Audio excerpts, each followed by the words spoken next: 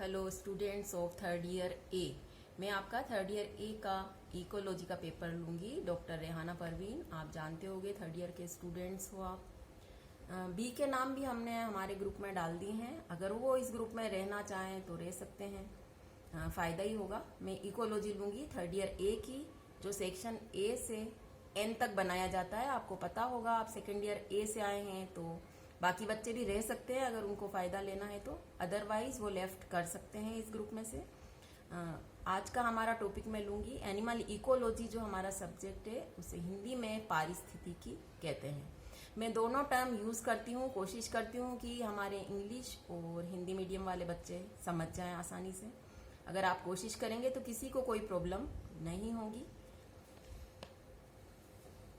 ये आपको बुक वीरबाला रस्तोगी की ले सकते हैं आप, या शुक्ला उपाध्याय की ले सकते हैं। ध्यान से सुने, I repeat again, animal ecology by Veerbala Rastogi. ये हिंदी मीडियम और इंग्लिश मीडियम दोनों में अवेलेबल होती है। और एक और बुक का नाम बताती हूँ, शुक्ला एंड उपाध्याय। तो इकोलॉजी आप वेल नोन है, आपने फर्स्ट ईयर में पर्यावरण विज्ञान यानी एनवायरमेंट साइंस पढ़ी थी, उसमें भी इकोलॉजी शब्द आया था। फिर भी मैं समझाती हूँ आपको। It is the relation of animals to its organic as well as its inorganic environment. Organic environment आप समझते हैं, लिविंग थिंग्स उसमें आती हैं, पेड़ पौधे जीव जंतु। और इनऑर्गेनिक यानी नॉन लिविंग थिंग्स में एनवायरमेंटल फैक्टर्स हैं और जो भी कार्बनिक इनऑर्गेनिक मटेरियल्स हैं वो सब इसमें आते हैं। तो ये है इकोलॉजी। इसमें सबसे पहले हम जो टॉपिक लेंगे वो है इकोसिस्टम, पारिस्थितिकी तंत्र। ये भी आप बहुत अच्छे से जानते हैं। सबसे पहले इस तंत्र का नाम, इकोसिस्टम का जो वर्ड इस्तेमाल किया था 1935 में टेंसले नामक पारिस्थितिकी वैज्ञानिक ने इसका प्रयोग किया। पूरा नाम है उनका A.G. टेंसले। इन 1935 इन्होंने इसे यूज किया।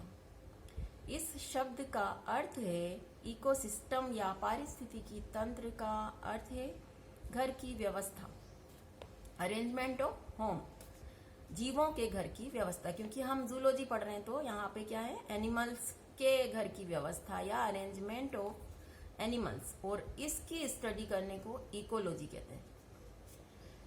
ओडम एक बहुत बड़े पारिस्थितिकी वैज्ञानिक हैं, उन्हें फादर ऑफ इकोलॉजी भी कह सकते हैं हम।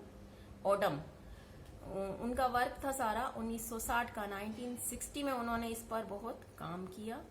और उन्होंने नेचर की स्ट्रक्चर यानी प्रकृति की संरचना का अध्ययन किया, उसमें होने वाली विभिन्न क्रियाओं का अध्ययन किया, और उन्होंने इसी अध्ययन को नाम दिया इकोसिस्टम।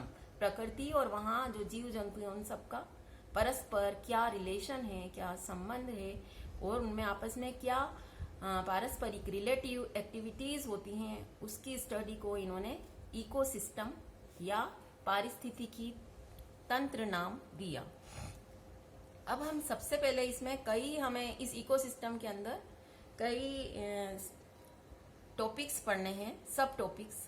तो सबसे पहले है इसके मूलभूत सिद्धांत क्या है, कॉन्सेप्ट ऑफ इकोसिस्टम।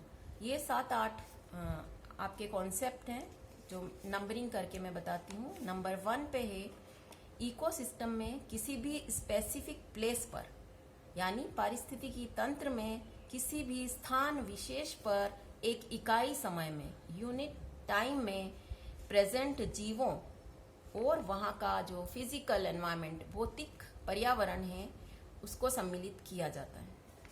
दूसरा है स्ट्रक्चर, इसका इकोसिस्टम की क्या संरचना है। तो ये 3 घटकों यानी कंपोनेंट से मिलकर बना होता है। एबायोटिक यानी अजैविक घटक, बायोटिक कंपोनेंट यानी जैविक घटक, और थर्ड है एनर्जी, ऊर्जा। तीसरा इसका कॉन्सेप्ट या सिद्धांत है, तंत्र पृथ्वी पर उपस्थित है यानी on the earth, system is present on the earth, और विश्व स्तर पर वर्ल्ड लेवल पर इसको कहते हैं बायोस्फीयर या जीवमंडल। चौथा इसका कॉन्सेप्ट है, सिस्टम में यानी पारिस्थितिकी तंत्र में बायोटिक और नॉन बायोटिक कंपोनेंट की रिलेटिव एक्टिविटी रेगुलरली चलती रहती है। निरंतर जैविक और अजैविक घटकों की पारस्परिक अन्योन्य क्रिया चलती रहती है। ये कंपोनेंट या घटक आपस में डिपेंड करते हैं, यानी जैविक अजैविक पर, बायोटिक एबायोटिक पर। फिफ्थ कॉन्सेप्ट हमारा है सिद्धांत। बायोटिक कंपोनेंट में क्या क्या आते हैं आपको पता होगा। बायोटिक यानी जैविक घटकों में ऑटोट्रोफ्स आते हैं, हेटेरोट्रोफ्स आते हैं और जैव अपघटक आते हैं। यानी ऑटोट्रोफ्स को कहते हैं स्वपोषित, हेटेरोट्रोफ्स को कहते हैं विषम पोषित, यानी जो खाने के लिए दूसरों पर निर्भर करते हैं। स्वपोषित आपको पता है, प्लांट्स आते हैं सारे ग्रीन प्लांट्स जिनमें क्लोरोफिल होता है और वो स्वयं का भोजन स्वयं बनाते हैं, तो उन्हें ऑटोट्रोफ्स या स्वपोषित कंपोनेंट कहते हैं। और फिर अपघटक होते हैं, वो आप जानते हो डिकम्पोजर्स होते हैं, बैक्टीरिया वगैरह। एबायोटिक घटक यानी अजैविक घटकों में अकार्बनिक पदार्थ और पर्यावरण कारक होते हैं। इनऑर्गेनिक मटेरियल्स, ऑर्गेनिक मटेरियल्स और पर्यावरणीय कारक जैसे तापमान, आर्द्रता वगैरह, ह्यूमिडिटी, टेम्परेचर एक्सेट्रा। छठा इसका कंपोनेंट है इकोसिस्टम में फूड चेन होती है, यानी खाद्य श्रृंखला आपने पढ़ी है। एनर्जी ट्रांसफर होता है और कई सारे जैव रासायनिक चक्र साइकिल्स होते हैं, जैसे carbon cycle, nitrogen cycle, sulphur cycle etcetera. सातवां इसका कॉन्सेप्ट है ये पर्यावरण में स्ट्रक्चरल और फंक्शनल यूनिट होती है। Ecosystem are structural and functional unit. आठवां कॉन्सेप्ट है ये एक खुले प्रकार का तंत्र है, ओपन सिस्टम है। Ecosystem is a open system. नौवां इसका कॉन्सेप्ट है इसमें सभी कंपोनेंट के मध्य जैविक और अजैविक और जो पर्यावरणीय कारक हैं वातावरणीय, उन सब के बीच में एक इक्विलिब्रियम, साम्य या जिसे संतुलन कहते हैं, वो रहता है। इसमें एनर्जी बहुत सारे सोर्स से आती है, पर मेन सोर्स 10वां कॉन्सेप्ट बता रही हूँ इसका इकोसिस्टम का। सूर्य का जो ऊर्जा है, सन एनर्जी मेन होती है इसमें। 11th है कॉन्सेप्ट स्वयं की उत्पादकता होती है। इकोसिस्टम की अपनी प्रोडक्टिविटी होती है, सेल्फ। लास्ट है ये विकासशील या विकसित तंत्र हो सकते हैं, दे में भी डेवलपिंग और विकासशील हो सकते हैं। विकासशील जो इकोसिस्टम है वो अस्थिर है और विकसित तंत्र स्थिर होता है, कांस्टेंट।